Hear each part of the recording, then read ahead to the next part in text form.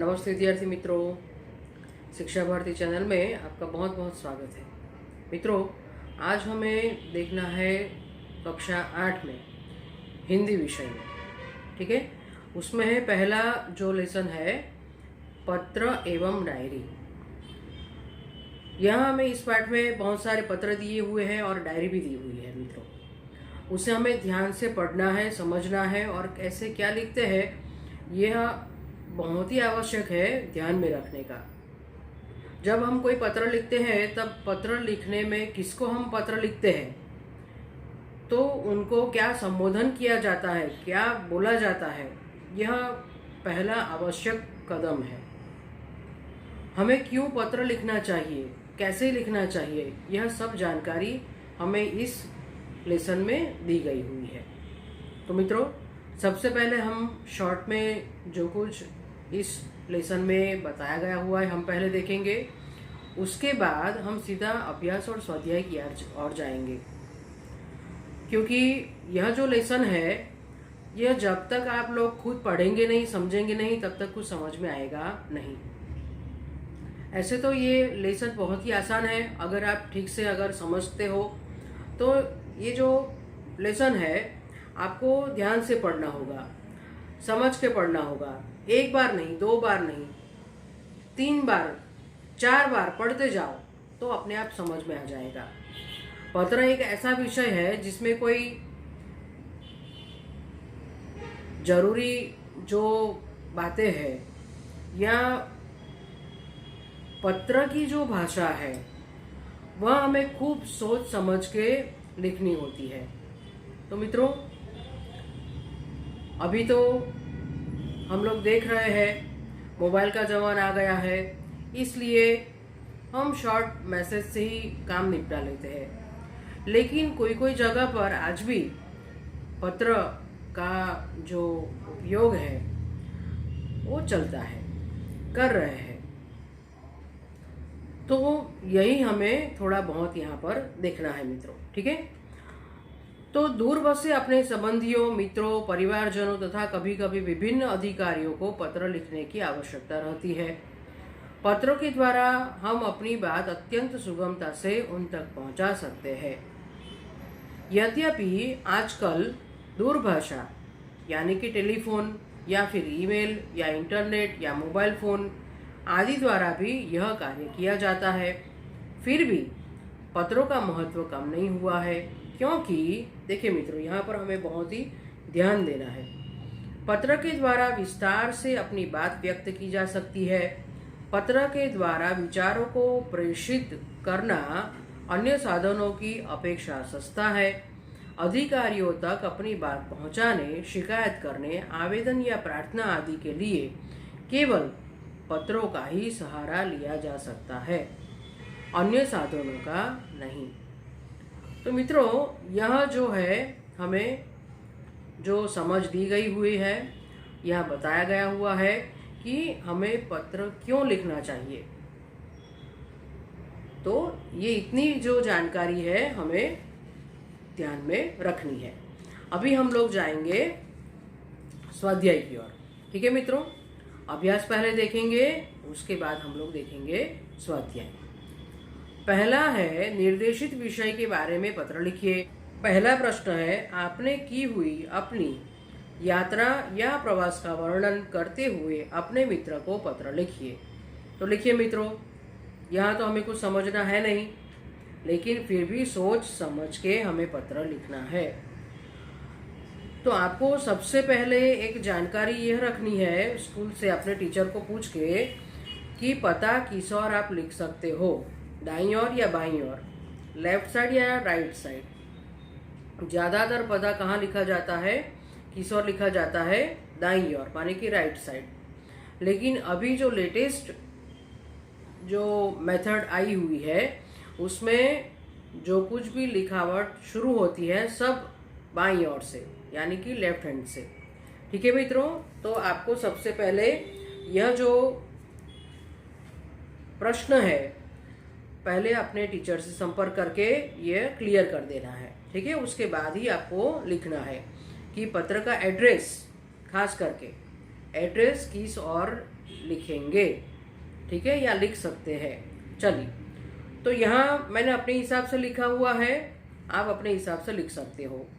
पता कोई भी हो सकता है, जरूरी नहीं कि आप अपना ही पता लिखें, किसी का भी पता या अपने हिसाब से बना करके भी पता लिख सकते हैं। चलिए, यहाँ जो दिया गया हुआ है कि पत्र लिखना है, ठीक है, अपने मित्र को।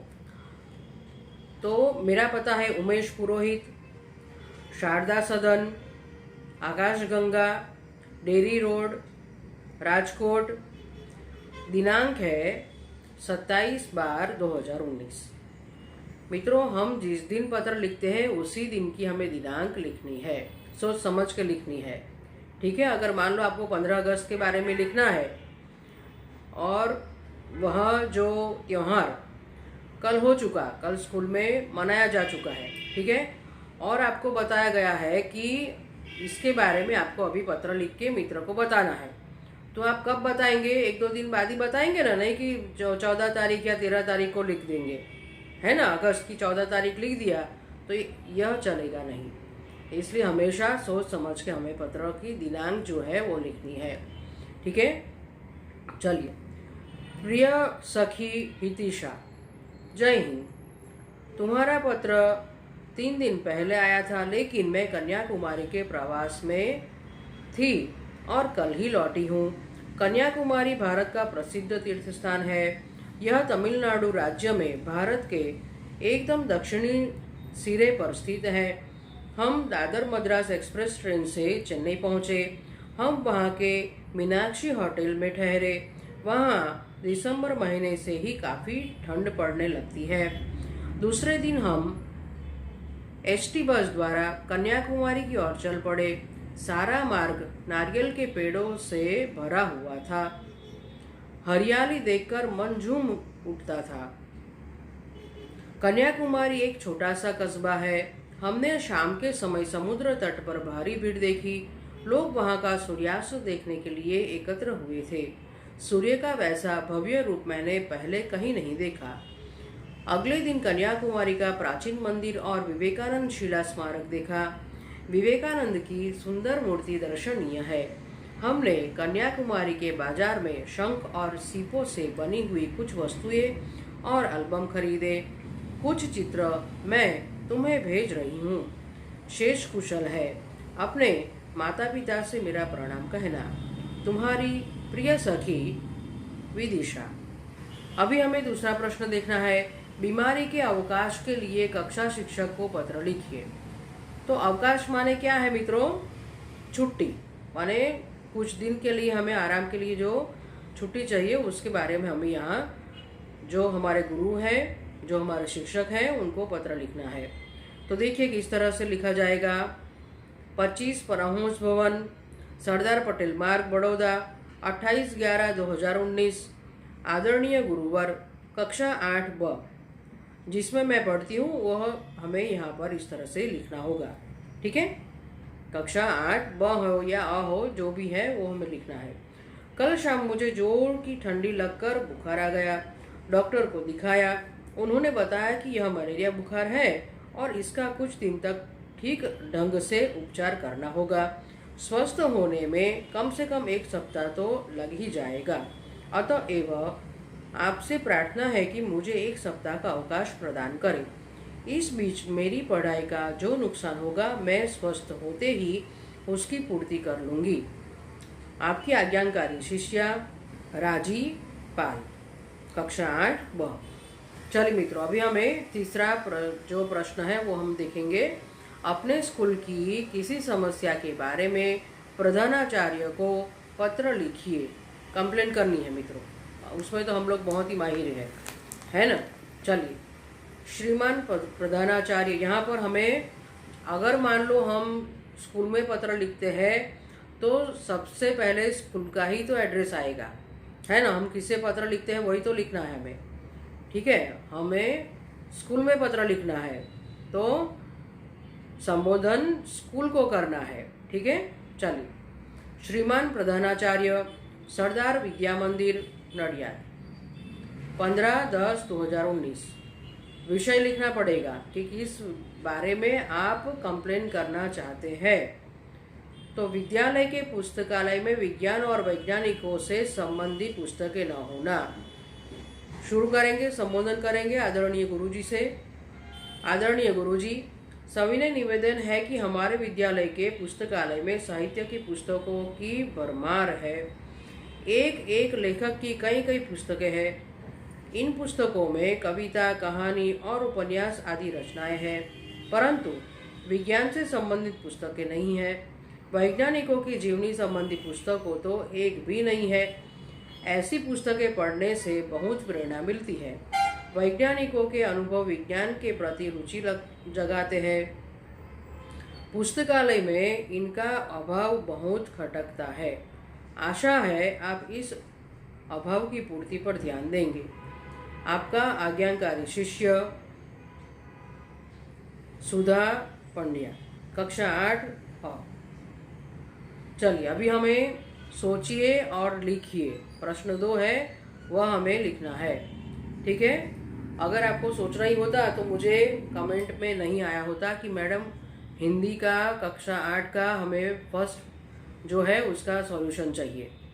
तो अभी तो सिर्फ लिखना ही है, आपको तो सोचने का कोई ज़रूरत नहीं है। सोचने का काम तो अभी आपने मुझे दे दिया है। ठीक है, चलिए। तो पहला प्रश्न है, अगर तुम्हें मोबाइल फ़ोन पर अपने मित्र को SMS द्वारा बधाई संदेश भेजना है तो क्या लिखोगे? चलिए, तो बहुत ही आसान सा सवाल है, जवाब भी बहुत ही आसान है। देखिए, मेरे प्यारे बंधु, अंतर विद्यालयीन प्रतिस्पर्धा में प्रथम आने पर ढेर सारी बधाइयाँ। अपनी ओर से मैं टाइटन घड़ी GIF भेज रहा हूँ। अब तो पार्टी में ही मिलेंगे। अभिनंदन, तुम्हारा ही मित्र आशीष।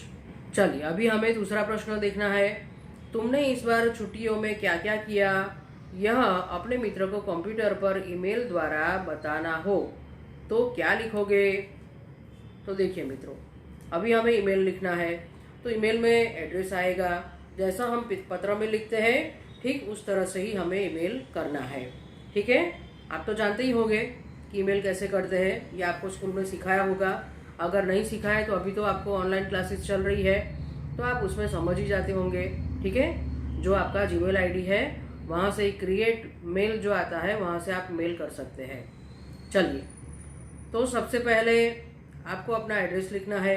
नेताजी भवन, स्टेशन रोड, बड़ौदा, 20 नवंबर 2019। प्रिय सखी खुशी, इस बार हमने छुट्टियां अहमदाबाद में ही बिताने का निर्णय किया था, इसलिए मुझे इस अवकाश का उचित ढंग से उपयोग करना था। मैं नित्य प्रातःकाल व्यायामशाला जाती थी। वहाँ तरह तरह के व्यायाम के साथ साथ योग का भी अभ्यास करती थी। दोपहर को भोजन के बाद कुछ समय दूरदर्शन देखती थी। अपराह्न में साइकिल पर बैठकर मैं कंप्यूटर क्लास में जाती थी। शाम को वहीं से हमारी दुकान पर जाती थी और 8 बजे पिताजी के साथ घर लौटती थी। स्वामी विवेकानंद जी की, शिवाजी की, महाराणा प्रताप की आदि महापुरुषों की जो जीवनी है वह मैं पढ़ती थी। इस तरह छुट्टी के दिन कब बीत गए इसका पता ही न चला। तुम्हारी प्रिय सखी सौरी। प्रश्न तीसरा जो है उसमें हमें देखना है कि दिए गए प्रशासकीय शब्दों के आधार पर वाक्य बनाइए। तो चलिए बनाइए। अधीक्षक का जो है वाक्य इस तरह से आएगा, शर्मा जी कई वर्षों तक आकाशवाणी रेडियो के समाचार विभाग के अधीक्षक रहे। दूसरा जो है प्रभारी, तो इसका इस तरह से होगा सेंटेंस, उसने सूचना विभाग के प्रभारी का पद संभाला। तीसरा है आयकर, आयकर छिपाना अपराध है। चौथा है प्रशासन, पूर्व सूचना मिलने पर भी प्रशासन ने कोई सक्रियता नहीं दिखाई। चलो मित्रों, अभी हम लोग चौथा प्रश्न देखेंगे। डायरी के रूप में लिखिए। देखो, अभी हमें किस तरह से लिखना है मैं आपको यहाँ पर बताती हूँ। पहला है, किसी एक पूरे दिन के अपने अनुभव का विवरण करना है। ठीक है, चलिए कैसे लिखेंगे। तो जैसे हम लोग गुजराती में अहवाल लिखते थे ना, ठीक उस तरह से हमें यहाँ पर लिखना है। बड़ौदा 16 अक्टूबर 2019। कल 16 अक्टूबर थी, नवरात्रि का पहला दिन। एक तरफ मन में उमंग और दूसरी तरफ चिंता थी। उमंग इस बात की थी कि डांडिया रास देखने खेलने को मिलेगा, वाद्यों की मधुर धुनें कानों में रस घोलेगी। चिंता इस बात की थी कि कुछ ही दिनों में प्रथम सत्र की परीक्षा होने वाली थी। पहला प्रश्न पत्र अंग्रेजी का था। मैंने अच्छे से तैयारी की थी, फिर भी नवरात्रि तो अगले साल भी आएगी सोच के इस बार मैं डांडिया रास में हिस्सा नहीं लूंगी और भी अच्छे से पढ़ाई करूंगी। यह निश्चय करके मैं पढ़ाई में और भी ध्यान से मन से मेहनत करने लगी। चलिए अभी आगे जो है, वार्षिकोत्सव में सर्वश्रेष्ठ वक्ता का पुरस्कार मिलने का आपका अनुभव। राजकोट 12 जनवरी 2018। हमारे विद्यालय का इस वर्ष का वार्षिकोत्सव मेरे लिए एक सुनहरी यादगार घटना बन गया है। उत्सव में वक्तृत्व स्पर्धा का भी आयोजन था। विषय था विज्ञान, शाप या वरदान। स्पर्धा का अंतिम वक्ता मैं थी, लेकिन मुझे प्रथम पुरस्कार मिला। मित्र हैरान थे कि यह बहुत कम बोलने वाली आज इतना धड़ाधड़ कैसे बोल रही है।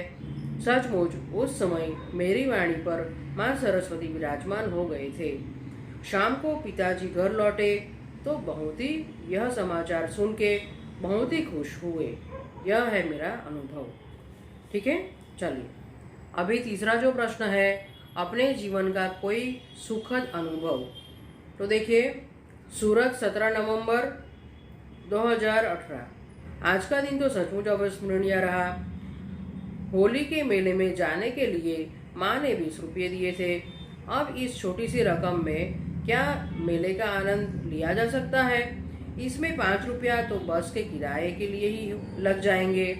मैं मेले में जाने के लिए निकल ही रही थी कि मेरे मामा जी आ गए। वे बोले, मेला देखे तो मुझे भी वर्षों हो गए हैं, चलो मैं भी आज मेले का आनंद ले लूँगा। मैं, मामा जी और मामी जी मेले में पहुँचे। मेले में हमने खूब आनंद लिया। समोसे खाए, लस्सी पी, गुलाब जामुन का स्वाद लिया, फोटो खिंचवाए, निशानेबाजी में इनाम जीता और चरखी पर बैठे हाथी की सवारी का भी आनंद लिया। मेले में घूमने का वह सुखद अनुभव शायद ही कभी भूल पाऊंगी। इसका श्रेय मामा जी और मामी जी को ही जाता है। चलिए मित्रों, अभी हम लोग देखेंगे स्वाध्याय। नीचे दिए गए डायरी के अंश का अपनी मातृभाषा में अनुवाद कीजिए। आज दिनांक 10 अगस्त 2011 रात को नींद नहीं आ रही थी। खुशी का ठिकाना न था। कब सुबह हो जाए इसका इंतजार था। स्कूल से सैर जाने के आनंद में कल्पना करते करते मुझे नींद आ गई। बड़े सवेरे 4 बजे अलार्म बजा और मम्मी की आवाज़ आई, राकेश उठो, 4 बज गए। मैं आनंद तथा उत्साह से उठा। मन में डर भी था कि मास्टर जी डांटे नहीं। स्नानादि संपन्न करके स्कूल पहुंचा। सब साथी आ पहुंचे थे। मास्टर जी ने सबको बस में बिठाया और हम सैर के लिए निकल पड़े। चलिए मित्रों, इसका जो है हमें अनुवाद मातृभाषा में करना है। हमारी मातृभाषा क्या है? गुजराती। तो लिखो, आज तारीख 10 ऑगस्ट 2011 રાત્રે ઊંઘ આવતી નહોતી। આનંદનો પાર નહોતો। ક્યારે સવાર પડે તેની રાહ જોતો હતો। સ્કૂલમાંથી પર્યટનમાં જવાના આનંદની કલ્પના કરતાં કરતાં મને ઊંઘ આવી ગઈ। વહેલી સવારે 4 વાગ્યે એલાર્મ વાગ્યું અને મમ્મીનો અવાજ સંભળાયો, રાકેશ ઉઠ, 4 વાગી ગયા। હું આનંદ અને ઉત્સાહથી ઉઠ્યો। મનમાં ડર પણ હતો કે ગુરુજી ધમકાવે નહીં। સ્નાન વગેરે પતાવીને સ્કૂલે પહોંચ્યો। બધા સાથીઓ આવી પહોંચ્યા હતા। गुरुजीए सौने बस में बेसाड्या अने अमे पर्यटन माटे निकली पड्या। तो शिक्षा भारती के साथ जुड़े रहने के लिए आपको शिक्षा भारती को सब्सक्राइब करना है, बेल आइकन दबा देना है, लाइक करना है और अपने मित्रों के साथ खूब खूब खूब खूब खूब शेयर करना है। ठीक है मित्रों, नमस्ते विद्यार्थी मित्रों।